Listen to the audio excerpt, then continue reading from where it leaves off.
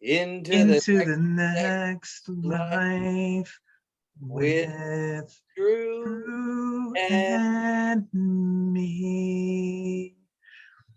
Okay, welcome to the Drew and Me podcast, where we talk about movies, we do sketches, and we talk about music. And today I am joined by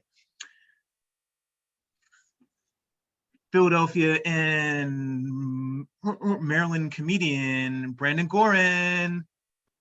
hello, I'm here. I want to be clear. This people watch these, right? Like this is visual. Yeah, Cool. yeah. This is kombucha. It's just kombucha. It's not. I'm not. I have to go to work after this. It's just homemade kombucha. There's no alcohol in this, and I'm not trying to get in trouble. Uh, so yeah, I'm here. I'm here to talk about movies and records. I have brought some visual aids for later, which I'm pretty excited about. And yeah, that's pretty much it. You can check me out places. That made this shirt. I made it myself. You can buy one if you want it. I've hit that point of my life where I'm making my own clothes. Do you have any shows coming up or creative projects that you want to promote? Yeah. So, I want to thank Drew real quick because I'm doing this show and that I'm on with you right now. And we are not talking about Garfield. I sincerely appreciate it. There is a top. There's a limit. I will talk to you or Edgar Allan Poe things because that's obvious. I have an art gallery that's open right now. That's at the Milburn Stone Theater. It's called Everything Is Always True All the Time, and a lot of this happened before you showed up. That's up till March. You can check me out at the Raven Lounge. The Law is continually running comedy showcase and open mic. Excuse me. The Law is continually running independent comedy showcase and open mic in Philadelphia. You can check me out at Nacho Mike, which is every other Monday. And then I'm on a show that I'm looking up now and filling time. It's fine. It's early November. You can check out it on my internet. I'm not going to look it up now. Yep, that's everything that I want to pitch. And check out my Instagram, which is just Brandon Gorin. Okay. Totally cool. Let's see. I want to make sure I get the name of the art gallery right. You said it's everything is always true all the time. Mm-hmm. And a lot of this happened before you showed up. Okay. Because I like long, stupid, pretentious names for stuff. No. Yeah. So yeah, it's everything is always true all the time, and a lot of this happened before you showed up. And it's some of my digital work and some silkscreen stuff and some weird conceptual stuff. And yeah, I'm also hopefully in November I'll have an album drop, but that's a secret. Don't tell anybody. So yeah, that's sort of everything. And I'm here and I'm excited. This is my third Zoom podcast. I love Zoom podcasts so much. Mostly because like I can just like be it. Like this will end and I'm gonna go touch my cats, and I'm so happy about that. I think going back live was the biggest mistake we ever made. I love these Zoom podcasts. Yeah, like there definitely is like there's something about being able to do it from your own home and like the comfort of your own home. And no, like I honestly don't think Zoom's going away. I think Zoom is gonna continue to change the world. So and yeah, I love that we can do things digitally. Yeah, it does. It opens up a lot of cool elements, and it opens up. Like I live in the middle of nowhere. In some ways, I like living in the middle of nowhere. In other ways, it's rough because like gas is so expensive. But the ability to like do shows like this from my house and have some level of like outreach while still kind of being a little bit off the grid is very nice. Like it's the best of both worlds. It's a good cheat. So yeah, I'm here to talk about a movie first, though. Yeah. So We're gonna talk about or Donnie Darko, which I didn't see it until college. I saw it on like one of the premium channels on TV, and it really kind of struck a chord with me the first time I saw it, and then the second time I saw it, I liked it even more. Yeah, for a lot of reasons. So you and I had talked about that movie before, and um I was wondering what your feelings on the movie are currently, and if there are any acting performances in the movie that you really, really enjoyed. I it's probably my favorite Drew Barrymore movie. I Hmm. really like her in it a lot. I think, well, Hmm. that isn't Scream, but I don't know if Scream. um, Scream is I think the my favorite movie. It's my favorite of this in this house movie because it's my Hmm. wife's favorite movie that I will watch. Like I'll watch whatever she puts on, but like we will put down Scream. I really like Donnie Darko. Donnie Darko was huge in high school, but it was so big. It was cool. It was so big and so cool. It was cool not to like Donnie Darko, Hmm. and I was very cool. So, um, like we were just like I don't think Donnie Darko is just the end all be all of cinema. It's not Fritz Lang's M. So like I was probably too cool for school, and then I don't think I had seen it. And then I saw it with a buddy of mine who is very smart, and we were kind of I don't Florida's the wrong way, but it beat us. It was smarter and faster than us. And it's always good to be beat by a movie that's smarter and faster than you. Yeah. And then I wrote that number on a bunch of stuff because it's you do it. You write the time on a bunch of stuff.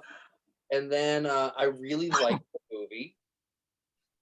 And then I saw the really bad sequel, and that sequel is bad. It's so bad it almost turns around and becomes good again. Hmm. Like it does add that sequel is so bad it adds to the legacy of how good Donnie Darko is. Hmm. That's also I know I'm getting off topic, but No, no, no, no, no, no. no, we're gonna go everywhere with it. Yeah, yeah, yeah, yeah, yeah. Have you seen Sutherland Tales? No. I think I've just seen the trailer for it. Uh, just like thinking in my brain. I could be getting the genre wrong, but it seems like it's kind of like a steampunk like type movie, or maybe like Sky Captain and There is a blimp. Tomorrow. There is a blimp. Okay. Dwayne the Rock Johnson is in it. It's the Okay. next film. Yeah, because he's steampunk-ish. He's steampunk adjacent. It's the next film the director does, and it is the emotional sequel to Donnie Darko, and it might be brilliant. Donnie Darko is definitely brilliant. It's a really good movie, and it's easy. While it's kind of complex, and like there's stuff that like it doesn't all the multiple universe stuff in it isn't immediately on surface. I think even without any outsourced knowledge, you could get everything about Donnie Darko within 2 viewings. What do you think? Um, Oh, I think it also depends who you watch it with or which version, because there are a few different cuts. Uh, the theatrical was what I got started on, and I really enjoyed it a lot. But the extended, I think that, I'm not sure how much footage there isn't, how much extra, but I think it's at least like 45 to 50 minutes, and it's so well edited and cut that you don't even like really notice the extra time. Like mhm, you notice it a little bit, but it's so well integrated. And I think the film was re-released theatrically a few years after it came out because it was a pretty successful cult hit. And mhm. Richard Taylor, I believe that's the name of the director. There were extra things that he wanted to put in there that weren't in the original. So uh um yeah, I'd say like watch the original as many times as you want, but then the extended, there's some extra stuff, and uh it changes the plot a little bit. Like Mhm. there's some key plot elements, like in terms of, because one of the big questions in the movie is Donnie actually insane or not? Mhm. So that's kind of a big thread that kind of goes throughout the movie, and we don't really, we get some more clues in the extended. So the extended gives us more information. Not to spoil too much of it, but you start to hear more information from like the psychiatrist, and there's some like more visuals and things. And Richard Taylor also talked about on the audio commentary how he wanted it to be a bigger scope Mhm. in the sequel, and to reveal that like it could be more conspiracy than just in Let's do this real quick. I yeah. want to knock this out. If you are listening or watching this and you haven't seen Donnie Darko, this is what you Okay. should do. You should no, this is the people watching it. You should pause this. You should wait till nighttime. You should watch it. It's the perfect season. This is the perfect season to watch Donnie Darko. Just watch it to completion, watch the whole thing, and then come back. You know what? Watch it a second time. Read the Wikipedia page, because the story around, like most cult films, like it breaking big is just as interesting and weird and one deeply American. It's a Donnie Darko is a deeply American film. Mm. Um, because of why it didn't break big, because it's like it comes out like right after. Everyone now has seen this movie. If you haven't, you have made a mistake. Okay, see the movie. You are here. Donnie Darko came out like 2 weeks after September 11th happened. Mm. So like we weren't into plane crash movies. Like we were not dealing with that. And one of the reasons that it didn't get like a big release was because people are like, I don't want to deal with that. Understandably so. But I can almost think the paranoia and the am I crazy and the layeredness is a preemptive, like that movie feels post September 11th. Like that's what that movie feels like. It feels like a very specific America, and the fact that it predates it is very interesting. Like you couldn't imagine Donnie Darko coming out in Clinton's America, or even like Obama or Trump or Biden's America. It is a Bush film. Like that is, Mm. it is of an era, and I don't think, even though it takes place in the 80s, I don't think it's crazy to, I don't think I'm putting too much emotion on it when I say like it feels like, if there's like watch Donnie Darko and listen to American Idiot. And that's basically where a lot of teens' heads were during 2001 to 2010. Like that's where everybody's head was a little bit there. And yeah, it really is a zeitgeist movie without specifically being a zeitgeist movie of of America. Uh and with the rabbit and the numbers and the spectacularly bad Halloween costume. That's a Halloween costume I wanted. Every year I think about, I don't know about you, but every year I think about doing the skeleton with the gray hoodie. That's like every year. I'm like, you could just do it, dude. Just do it. Do the skeleton in the gray hoodie. It's it's such it's such a good bad Halloween costume. And the fact that like now you can do you are now a skeleton, and if you wear a gray hoodie, you're doing the Donnie Darko costume. But like it's a movie that is built to be, and this is not an insult to it. It's built to be hot topicified. Like you want the patch that has the time. You want the Frank mask. You want the really bad Halloween costume. It's built to have teen to adult merchandise in it, which is such an interesting thing. Also, like, Do you consider it a horror movie, or what genre would you put it in? Sci-fi? Uh, Psychological thriller Mm, and horror, I guess. Um, for horror, I guess it depends on your interpretation, and it has horror elements in it, definitely. Um, uh, like the Donnie character does some like horrific stuff in the movie, and there's a really nice kind of uh homage to the Evil Dead movie in the movie, the Sam Raimi movie, when um Donnie and Gretchen go to movie theater and they're watching Evil Dead. So yeah. and you know it's an actual movie. It's not just something that was like Mhm. generated for the movie or like fabricated or made up like it is real. So uh that I think is cool, and judging from, and that's a pretty hardcore horror film. Like people say like Evil Dead is like considered like,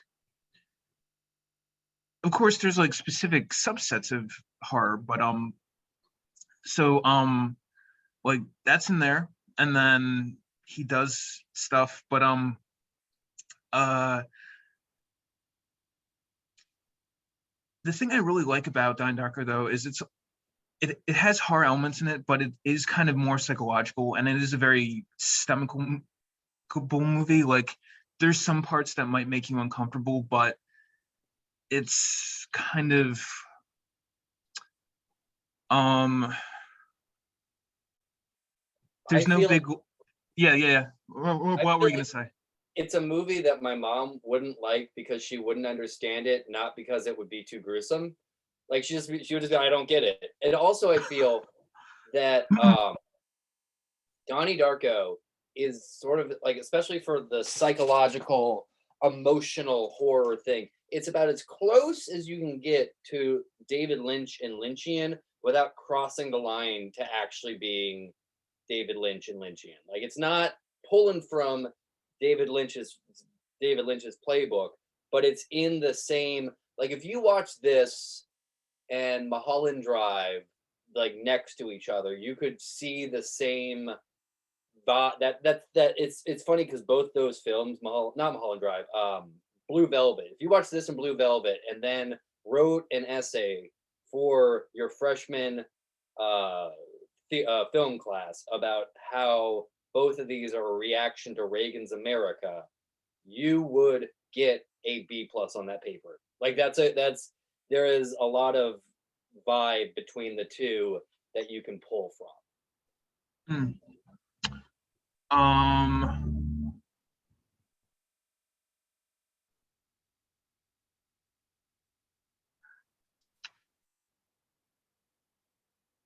so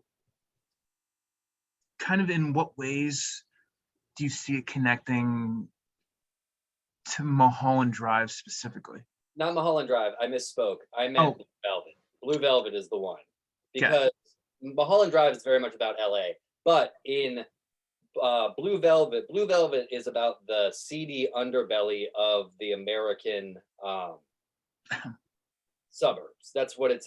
That is, and it's the visual. And there's a lot of like, I don't want to say there are visuals in that film that are based more around the emotions of the characters than it is around any reality that we share. Hmm.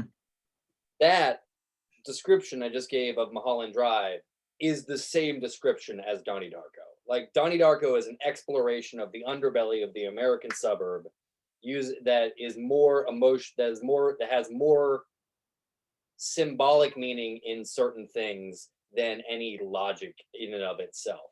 It also is, what's interesting about Donnie Darko is it's an early example of a, we're calling them unreality now, but we now an alternate reality game, because like you would watch that movie and it might not exist anymore. And then you go, what's in that book? And then you would go online and then you could read parts of that book and it would give you little hints about this alternate universe theory that is made up for the film. Now, when I saw it, I was 17 and or like 15 maybe even. And how do I put this lightly? I was really into incense at the time. Wink, wink. So I was really into incense, and because of that, it was like, but like, what if this movie actually taps in to an alternate reality? That's something we could look into. And then we were like, yeah, let's see the sequel. And we're like, this isn't as good.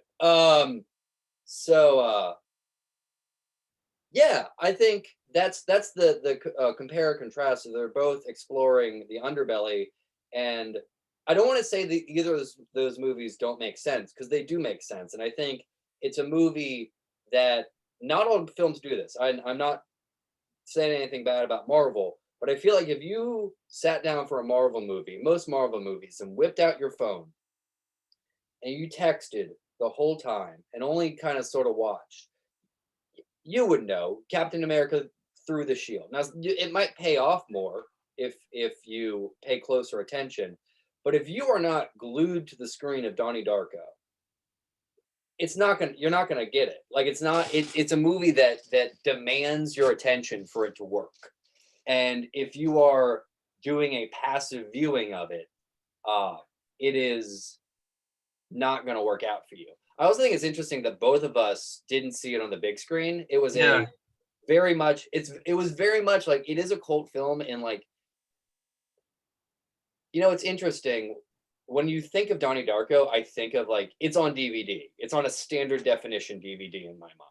The way it exists is someone pulls out a standard definition DVD of Donnie Darko and goes, dude, I got something to show you. Like, that is where it, like, in Evil Dead's a tape. If like, that's the best, not the best way, but the most emotionally raw way to watch the first Evil Dead is to watch it on a tape. There's no explanation. Sam Raimi isn't there to go, hey, listen, dude, I'm gonna chill out a lot. Evil Dead 2 is not gonna be as brutal. The Spider-Man movies, you're gonna love 2 out of 3 of those. He's not there. It's just this movie that just starts these teens, and like, we don't know that Bruce Campbell's going to rule and he's going to be the chin.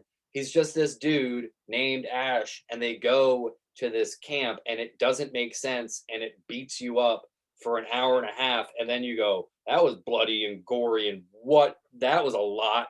And then there is no further explanation. Donnie Darko is presented to you in a DVD format where there's these little inches of more. You can sort of look at the book in the movie. That's interesting. I'm gonna web to another movie. Is that okay? Totally You know fine. what Donnie Darko reminds me of is the comedic counterpoint to Donnie Darko. Yet again, this is my 3-movie marathon night. Mm. It goes Beetlejuice, Donnie Darko, Blue Velvet. We're doing those 3 movies.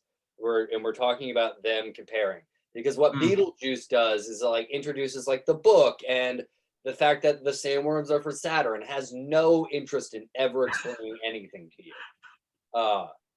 That's another one. Pause. If you're listening, pause the podcast. If you haven't seen Beetlejuice, go watch Beetlejuice. Wow. Glad you're back. Tim Burton should have been better than this, shouldn't he? Boy, he made that Dumbo movie. How frustrating. What an interesting film he made. And so yeah, go pause it and watch that. But yeah, I think that's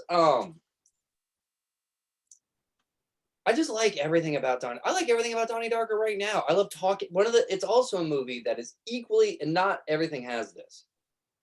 Donnie Darko is as fun to talk about as it is to watch. And there are a lot of movies that are very fun to watch. But once you talk about them, you kind of brick wall a little bit. You can talk about the plot, but you don't talk about the big ideas behind the film. And there are a lot of movies that are really fun to talk about. And there are whole classes about those movies. I would argue that while it's a brutal film, Funny Games is fascinating to talk about.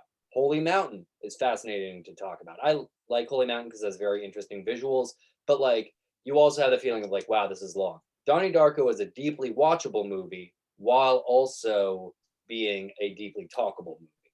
It is what, and this is a compliment, it is what big screen cinema thinks a art movie should be. And that's my best compliment for Donnie Darko. Is there, and then I'm gonna bail out on that one. Is there anything you want to add?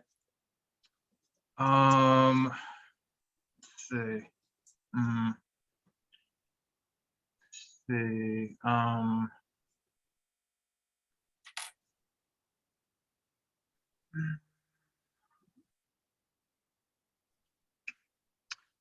Think they should reboot it. Um, uh, like it's one of those movies I think is like totally current. And I think the '90s are definitely coming back, and it has a feel of kind of like '90s type themes to it. And it also parts of it also feel like a play. So this is kind of a tangent, but if you've seen the movie 6 Degrees of Separation, with Will Smith and I think Will Smith and Anthony Michael Hall, uh kind of like the tone and the feel of the movie kind of feels similar. And I think 6 Degrees of Separation, I'm not sure if it was a play, but a few of the reviews I read, or one of the reviews I read, compared it to a play, and I kind of got that feel too. And yeah, so the tone to Donnie Darko is a little bit offbeat. So and the movie's quite funny too. But uh if you like Donnie Darko, you might like plays too. Like, Mhm. you know, check out some Shakespeare. Yeah, check out 6 Degrees of Separation. Like particularly when I first saw this movie, and this probably influenced it. I was doing theater in college, so I kind of perceived it as um kind of that way. Yeah, so you know, you could really come down a nice play rabbit hole with this. Uh yeah. Um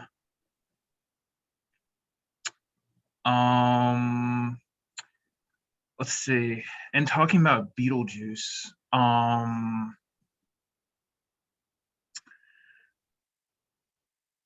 it definitely has a big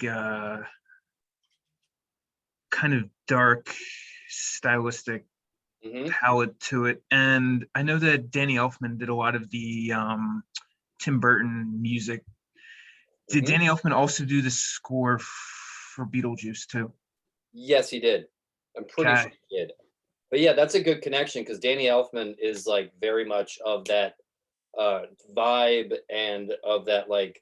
It's interesting. Hey, it's funny because Beetlejuice just is a musical now. Like it just is a musical. I do want to be clear. You don't have to. No one ever has to see Funny Games ever. Just read people's react. It's a movie you do not need to see. You just need other. You need to read what other people wrote about it, and you'll get the same. You'll get it. You'll get the same feeling. You're like, oh, it's about why we consume violence in media. Done. Um. So yeah, he worked for both, and I just saw see Funny Games in the chat. Um. Yeah, I think that that's a very interesting comparison.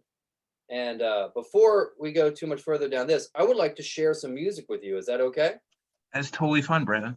Okay, cool. So we talked about I have this is where visually it's coming.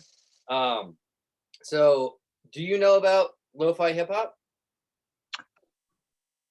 Um, it's pretty new to me. I just kind of Googled it and then put it into YouTube and found a lo-fi hip hop like YouTube channel, and it's I have it linked at the top in the chat, the one I've been listening to, and it's really good for kind of chilling out Being and relaxing to, yeah.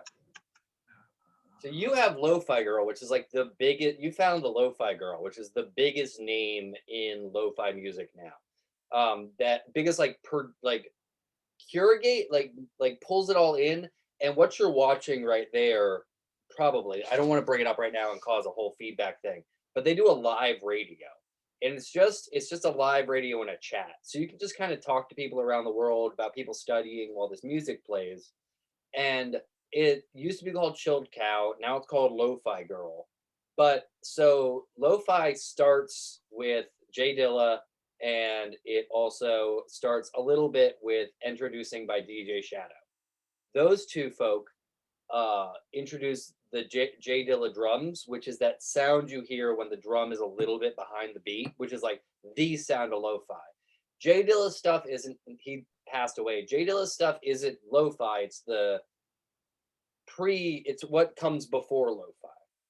So in this one, this is from the records from the radio you've been listening to. This is Cozy Winter. They put one out about every 2 months. It's on white vinyl because it's always important to show what color your vinyl is. And it's 2 discs. I like this stuff a lot. And I think it is a very useful tool.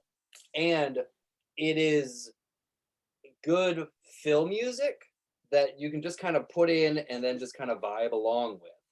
yeah. And what's cool with it is because lo-fi is those drums and some loops, you can add uh like video game music to it. This is Zelda and Chill. So this is the second one. So you can like have like themes that go throughout it. This is the Zelda and Chill. I bought this in New York. The thing about this album is I saw it and it was a little more expensive than I wanted to spend. And it was at Turntable Lab. And I did a race the next day because I run. And after the like that night, I was supposed to be preparing for this big race, right? And all I could think about is how I should have bought this album. Like I was having dreams about like it's a Zelda album, and like now it's a lot easier to get lo-fi on vinyl, but for a while it was like it was just nowhere. So those two are cool. You can get those two pretty well, but what I would argue is like smooth jazz, and I'm not dissing lo-fi or smooth jazz, it can become Muzak, Muzak, and become background noise. And there are variations on lo-fi that are more have a little more substance to them, a little more bite to them, than uh, than just regular old chilled cloud stuff, which is very much for background. So this is from Cold Busted. And Cold Busted is probably putting out some of the best instrumental hip hop around right now. This is from Bugseed. He is from Japan, and they're from America, and they're just putting out some of the most exciting instrumental boom bap style hip hop, which is like the other precursor of lo-fi, which boom bap is exactly what it sounds like in the fact that it's the music that goes boom bap, boom bap. Now, what I want to show you, and I'm most excited to show you, is this album right here. And I'm gonna break it down. This is a compilation album from Ghost Jazz Tapes. Now you can find Ghost Jazz Tapes on Bandcamp. This album is specific to Rainbow Records. Rainbow Records is a record store in Newark, Delaware, and they've released their first album that they completely made. It's gorgeous. Oh, look how pretty she is. It's on red, white, and clear vinyl in splatter. And this is a compilation of his beats. what's cool about these is sometimes with lo-fi, you want that snap and crackle, that audio crackle. The way he does it is all of his stuff is pulled from like VCRs, and it's all done by hand. So all the mixing and stuff doesn't go through, or sampling and stuff isn't just like, oh, this is cool, I'm gonna look it up on the computer. He like watches old kung fu movies and puts those old kung fu movie sounds to boom bap style um, music. Or, and this is what's also kind of fun, so we have that, is some of his stuff is what he calls Lynchian jazz. So it's jazz that sort of starts out and then just kind of like expands into like dark little corners of your mind, and it's called ghost jazz tapes. It's not called ghost jazz records because most of his stuff is on tape. This is my ghost jazz tape collection. I'm so excited to show you. Thank you for being patient while I show you my pretty things. But like, look how, like, this is exactly what you want a tape to look like.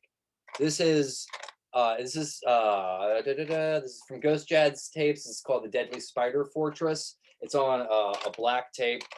It comes with a sticker, which is spectacular. I'm a sucker for a sticker.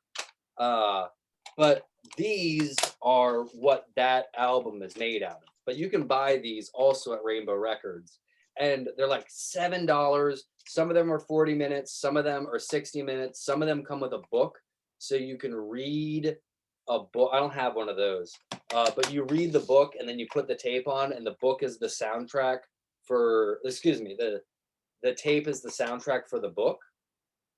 And just some of my absolute favorite stuff. And what's cool about this is this stuff has just a little bit more dirt underneath its fingernails in comparison to the Chilled Cow stuff, which is just, it's built for a job. This stuff feels like a farmer's market, and not one of the nice farmers markets. This feels like I'm going to be specific. This feels like the Newcastle County's farmers market, where you can buy Puppet Master, every version of Puppet Master, and like just old school kung fu tapes. Like you ever see the Japanese, or it might be Chinese. You ever see those vampires that jump, the hopping vampires? No. Yeah, dude, they're so weird. They're so weird. I want to say Japanese, might be Chinese thing, but they're called vampires, but because for American localization, but they're these dudes. They're in like outfits. If you look it up, you'll see it. And like you need to put like a spell on their forehead to stop them, but they walk straight out with their hands out and they hop towards you, and they're have nothing to do with what we know. And these tapes feel like discovering those kung fu movies. Like this feels like discovering the weirdness that is a kung fu movie and how it looks nothing like you expect it to. And this is kung fu movies, and I'm gonna tell you, it's dubbed and it's bad. And because kids these days, we can talk about kids these days. They'll never know that. Excuse me. When you watched an anime or a kung fu flick or anything foreign that wasn't an art film, and sometimes even art films, it was dubbed. You didn't have a choice, and the dub was bad. Like, and you just sat through it. That's what your morning was. And whoever dubbed it watched it maybe twice and gave it to some dude. There wasn't even good dubs till Cowboy Bebop. But I'm sure people will give examples of good dubs that aren't Cowboy Bebop. But yeah, I wanted to share that with you. I think that covers a large spectrum of music. Oh, there's one more. Oh, this one is David Lynchian. Is the Heb Seed Ritual, the Phantom Jazz Wizards, which is a subset of Ghost Jazz Tapes. And it's this is Lynchian jazz, which if you're looking for something to listen to, I would go with The Hideout. That's this one. You can find this on Bandcamp. It's called The Hideout. And if you're looking for something to break your brain and make you go, is this music? I think this is music. Does this rule? I'm not sure. I would go with the Heb Seed Ritual. Very cool. Also, She's on a red tape. I'm a sucker. Oh, I'm a sucker for colored stuff.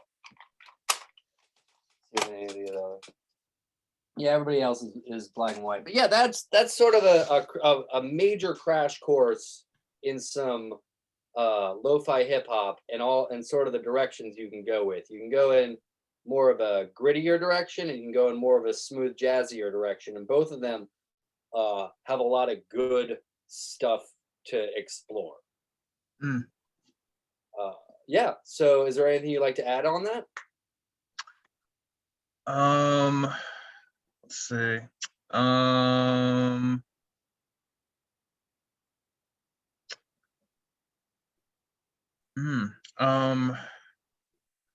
Did you like my visual props? Thought the visuals were great.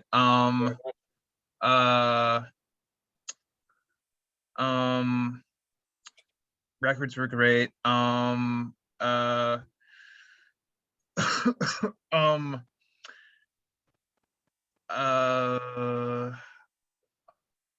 really. Edgar Allan Poe thing is a lot for me, isn't it? Hmm?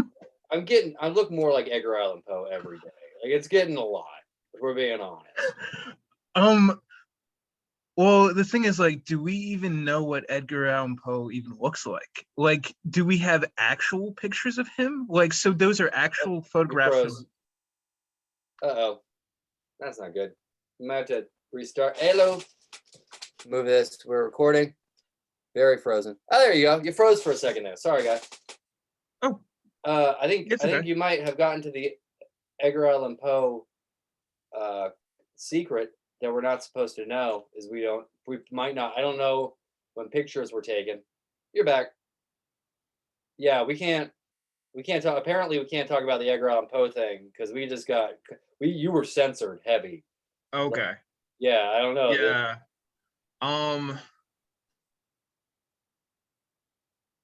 There are pictures of him though.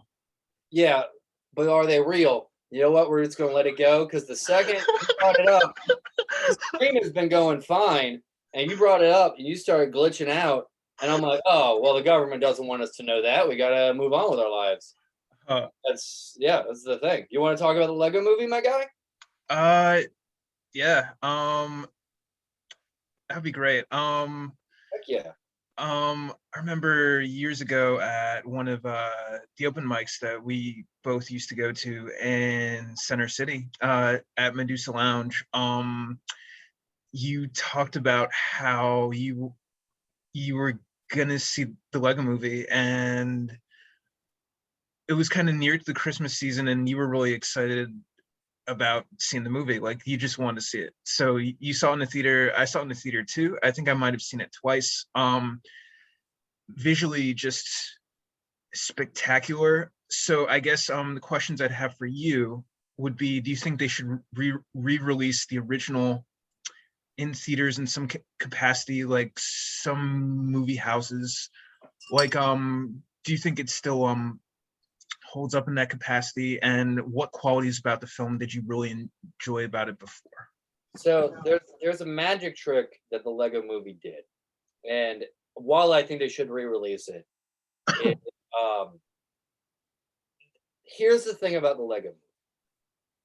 Until it came out, and the dudes who made it also made Clone High and a bunch of other really cool stuff, there is no reason that the Lego Movie should be good at all.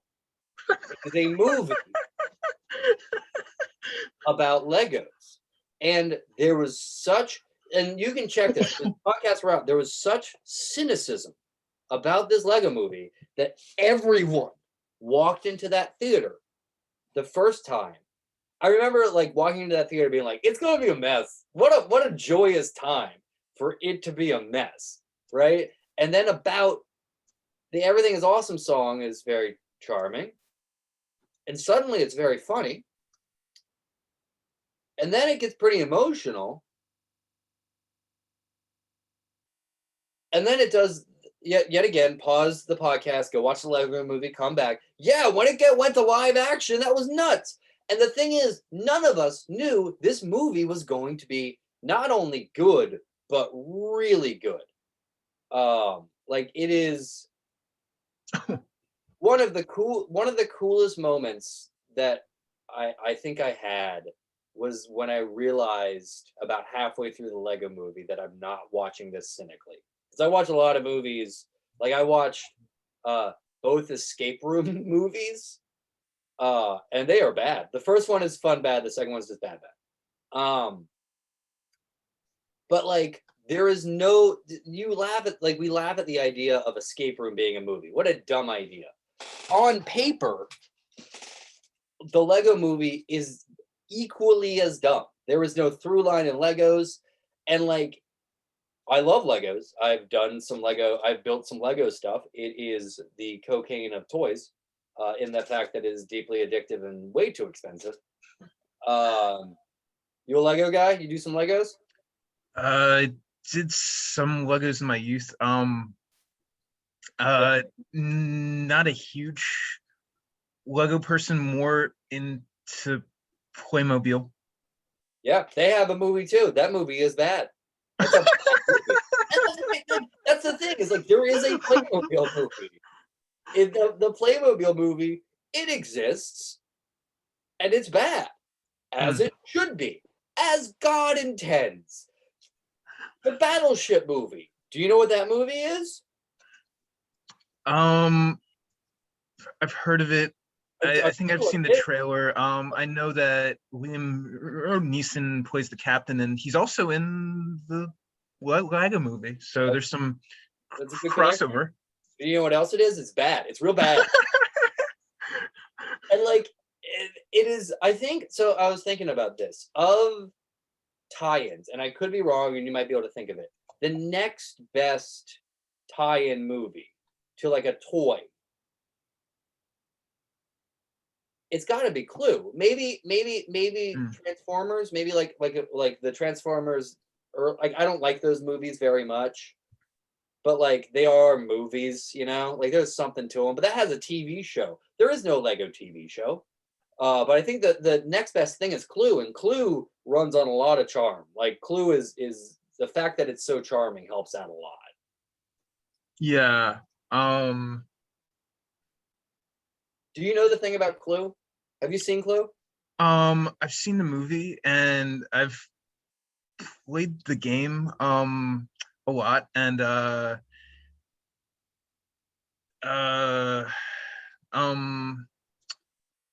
Well, yeah, you know about the ending?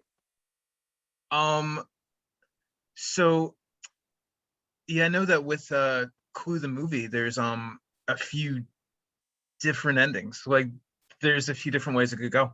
Yeah. So with the release of it, the TV release and the video release, you got all three endings, right? Mhm. But with the movie release, the ending was just randomly picked. So you didn't know what ending you were gonna get. And like that was like the last of the gimmicky type movies. Like yeah, so you didn't know what ending you were gonna get when you saw Clue, which is really interesting. And it feels like that like gimmicky type movie just, I mean, that gimmicky type movie doesn't exist. Clue probably was the last one. And the Lego movie is such a gimmicky movie. Like it's such a like, come on, how are you gonna make a movie about Legos? I bet if you were to watch late night TV the night before the Lego movie came out, every comedian, every monologue was like, they're making movies about Legos now. And then it like proved us wrong with a beautiful, catchy song. Did you like the second Lego movie? Haven't seen it. Haven't seen the second one. Haven't seen the Lego the Lego the Lego the Lego Batman movie, but The Batman, both of those are good. Those are pretty fun to watch. Actually, I think Lego Batman might be one of my favorite Batman movies. Because like Batman's silly. I hate to break everybody's heart, but Batman is a silly movie. It's a silly character. Like it's a dude dressed like a bat with a cape. That's what he is. It's okay. It's like dark, gloomy superhero thing should be the exception, not the rule. And the Lego Batman movie has the decency to realize that, and I say this with love and respect, Batman's silly. He's a silly man. He's a billionaire who had a tragedy that he's still living, and like that tragedy is very serious, but a lot of people deal with tragedies. This is a weird way to deal with it. And like I really like that Batman movie. I really like the Lego Batman movie. Lego 2, not as good. One of the best uses of returning to the Everything is Awesome song, because they come back to it in like a folk version. It's very cool. Uh, one of the other things that's interesting about the Lego movie, is I think it would be more in the zeitgeist if if it wasn't a Redbox exclusive for so long. If you wanted to see the Lego movie, and I think they screwed up on this, they didn't know what they were doing. If you wanted to see the Lego movie at home, you couldn't stream it, you couldn't buy it anywhere. You had to get it from a red box. Do you remember red boxes? Yeah, yeah, yeah. The last vestige of the video store, we brought it down to a single box. So like the only way to see it was in Redbox. And I think because of that, it like didn't quite catch on as big as it should have. Because we were all really crazy in the Lego movie. And I think the fact that it wasn't easily streamable or watchable, really pushed it down quite a bit. It made it a lot less part of the zeitgeist, and even more so, because you asked this earlier, then like, do you think it needs to get a film, a theater re-release, which would be very cool? I would like it just easily on a streaming service. If you just put it on a Netflix or a Hulu, I would, and like put it first, so I don't even have to choose. Like, I've been trying to see this. I would be so pleased to see that movie on like a solid streaming service, because I don't even know where you can stream it. Do you? No, I just kind of rent it from Amazon. I think maybe on, I think maybe on, yeah, I know that, um, years ago, streaming on like on like a on like the HBO equivalent, which Oh, wow. I guess is HBO Max now. But yeah, I know years ago you could get it on HBO. So I'm not sure if they have it on HBO Max right now or what's going on. But Sorry, I realized I had cat hair on my monitor, and that is what I was looking at. I'm that's happy to know it was cat hair and not a crack in the monitor, because that's what I had a fear of. yeah, I've got you, dude. Yeah. Yeah. No. Yeah, like I think it should be streamable.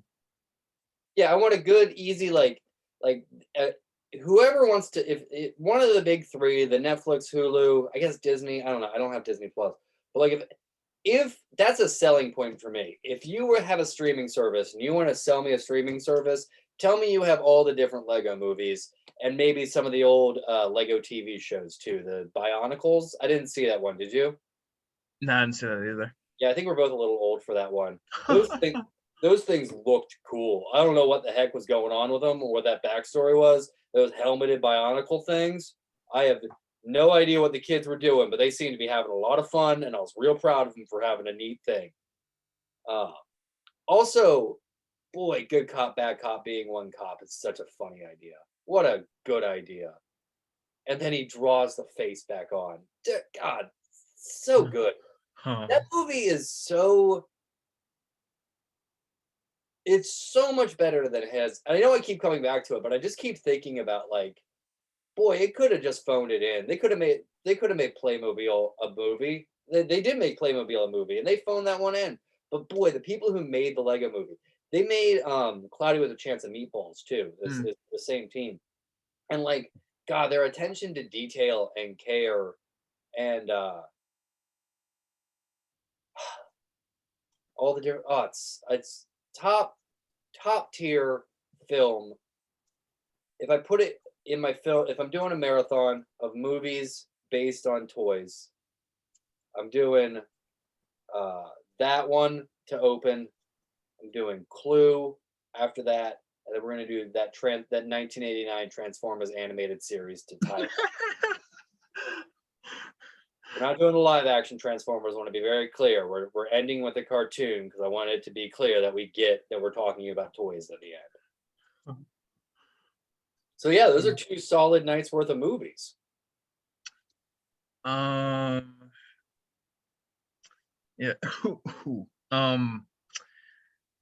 Yeah. Yeah. So have you seen anything else that I don't want to get up too off topic, but have you seen anything good that you should check out? Let's see.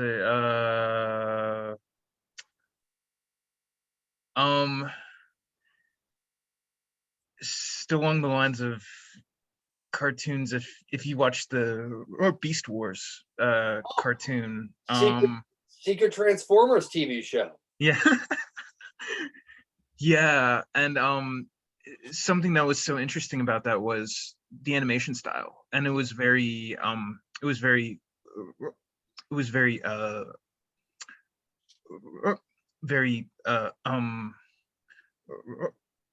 it was one of the early like 3D animation, and it was like pixelated kind of. The TV show Reboot also did that. You know what I appreciate about those shows is both those shows made sense that they were 3D animated. I really appreciate that. Because like now they I don't know how to deal with this. I don't know how we're dealing with this. That reanimated, they look like Play-Doh Rugrats in 3D. What is that? Why do they do that? I do not like that. Now Beast Wars makes sense. And did you see all of Beast Wars, or was it like on and off? Let's see. I think I used to. I think it was one of those shows I used to watch before school every morning. Now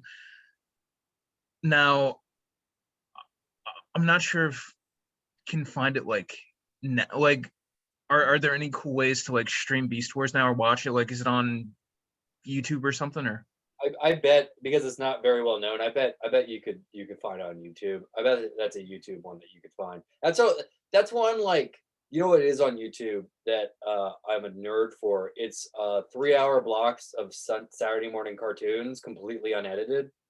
So it's the commercials and everything, and like it's interesting. And I'm not the first person to point this out.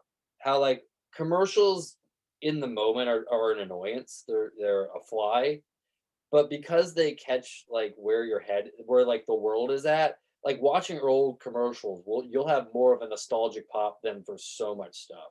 But yeah, I bet you could get Beast Wars, the whole thing, on a YouTube and just watch it throughout. That's not the worst way to spend your time, is to watch all of Beast Wars. I don't know. Some people love Reboot. Some people swear by it. Some people are like, "That's an amazing TV show," and I was like, "Yeah, it was that show I vaguely watched." But like, there's a whole, and they tried to reboot. Did you see this? And it was let's see. I think it might have been mentioned on another podcast that I listened to.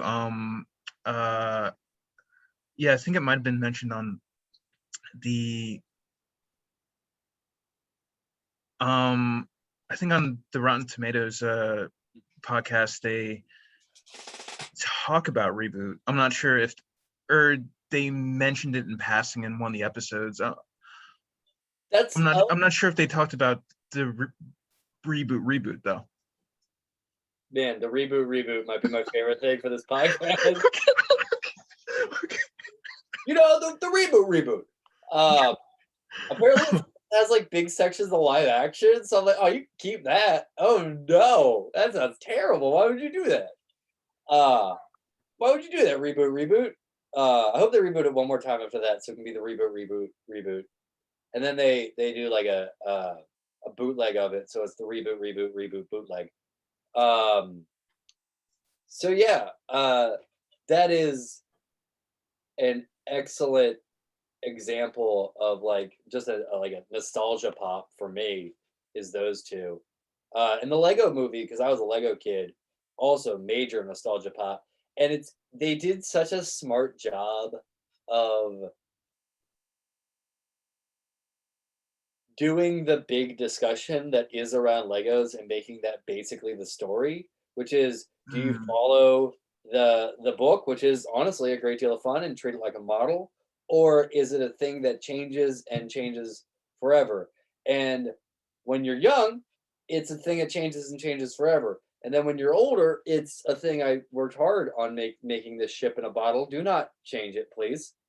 Um, this ship in a bottle cost me $89. Please do not touch it. Do not remix it. And it's cool that like the big discussion of uh, the Lego movie within the world of the movie is how do we treat this toy? And it obviously comes on the play with your toys, play with kids. But you know, that is an interesting discussion of Legos. Is it a model kit to make interesting things, or is it a thing you rip apart and have fun with? And both, I would argue, both variations on it have legitimacy. And it's really cool that the people who wrote that movie took the time not to just be like, it's Legos, you get it, but to be like, this is what Legos are about. That's some real heavy dramaturgy about Legos, which is amazing. It's amazing that that's what that movie is about. It's about what Legos are. And while there's the hero's journey absolutely in it, also the big question at the heart of the film is how do we treat Legos? And yes, the Lego movie should be asking that question. How good is that? How wonderful. yeah, like it's awesome that it is kind of a film within a film, and it's kind of going in like Mhm. the boy's mind, and how it's also a few different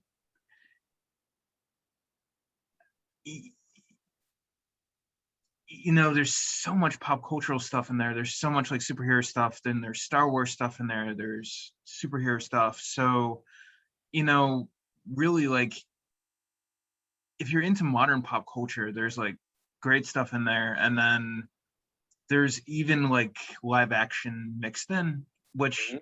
you have to keep watching to get to that. But not all animated movies have live action in the movie. Um,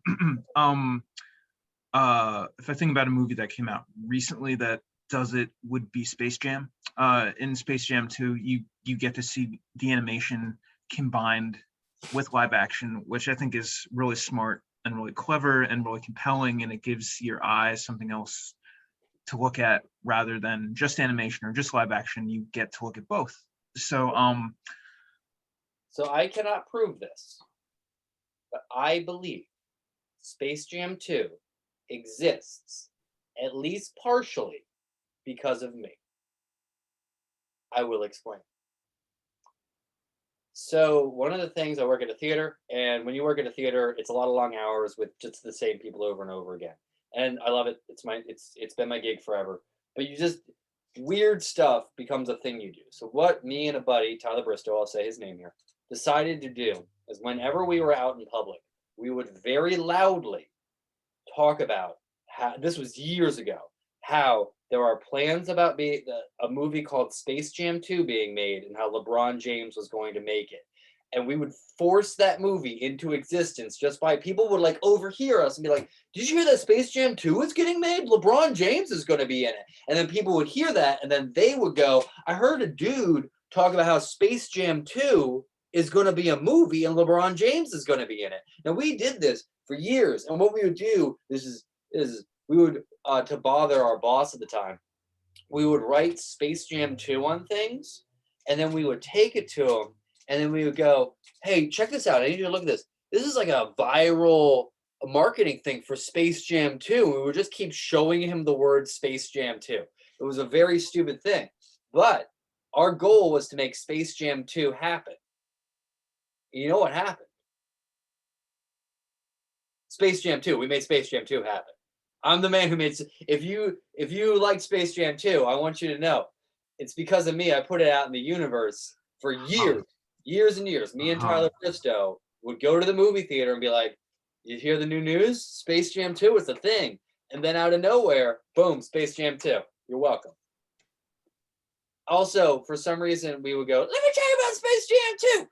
And I don't know what that was a reference to. I don't know why we would say that, but we would just say it in a high voice. I don't know what that meant, but it was a good joke. We were always tired, and but we made Space Jam 2 happen. You like Space Jam 2? I haven't seen it yet. I'm gonna see it with Tyler, obviously. I've seen bits and pieces, but I feel like it's so important for the movie going public. And from the bits I've seen, it reminds me of the original Space Jam, which I do really like, and I've seen multiple times, and it's a really, really clever movie, and it's really funny, and I really like it. But it also reminds me of the movie Like Mike. So parts of it definitely kind of remind me of the combination between the two, but because of how it's a very innovative movie and it's a very current movie. It's very innovative and it's very current, and there aren't a lot of kids movies about basketball out there, and also featuring minorities or predominantly Black families. There aren't a ton of those either, and not to give too much away, but the kid in the movie, he makes his own like computer game and like programming game. So it's extremely current, it's extremely innovative, it's smart in that way. I think everyone should see it. I think it should always be in theaters. Like, I think Space Jam 2 should be like playing all the time because of how important it is.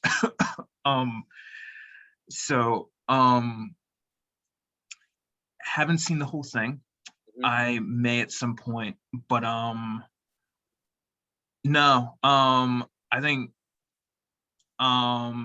think everyone who wants to see it should be able to see it, and I think it should be available all the time. It's interesting because Space Jam 2, like the Lego movie, is a very bathed in the water of the culture around it. Like, there is just every reference you want to make is happening there, and it's not overly important, but it is, it is a movie that is infiltrated from all sides from the culture that it sprang up from. Much like the Lego movie, like it comes from everything that was built around it.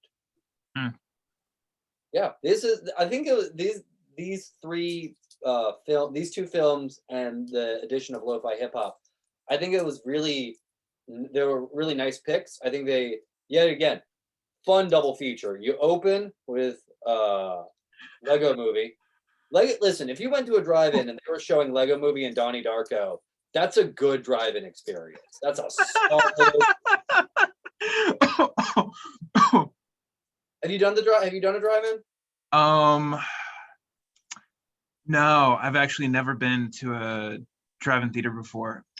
Have you? Yes, there's one in Delaware that's new, and you should check that one out. So okay. So there's also one in Maryland, and it's like an hour and a half away from me. The one in Delaware is the one you should check out. It's new.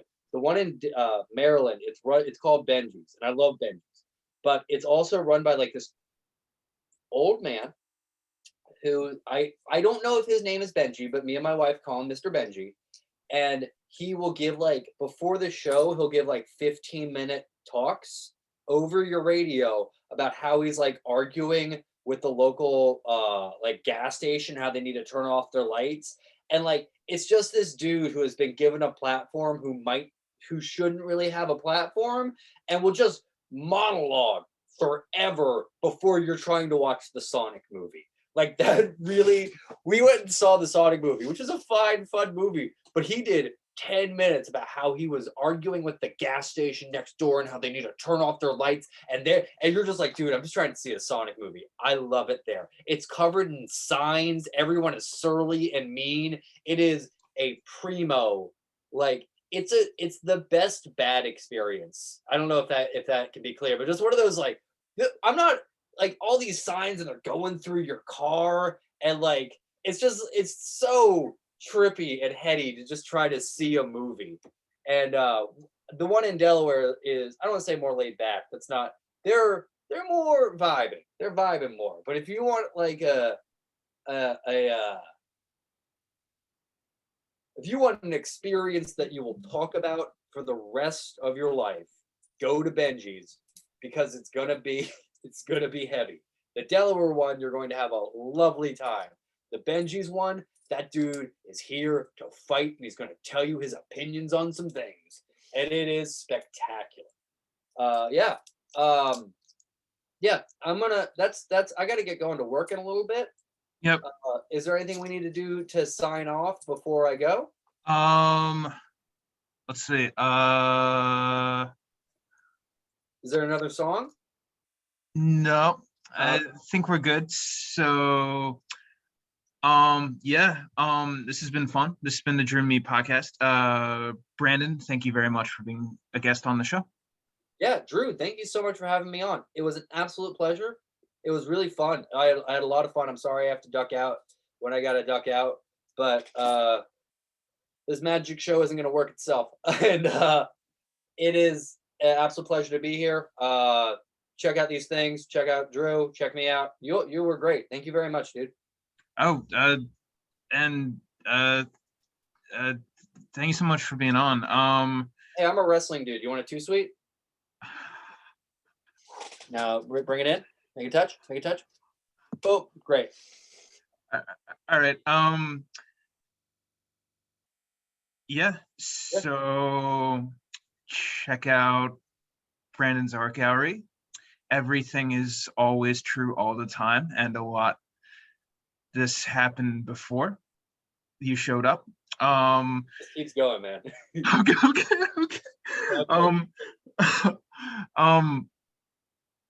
Yeah, so check out Brandon's theater, and you can also check out Brandon at the Raven Lounge. Mm-hmm. And did you say that you have records that are coming out?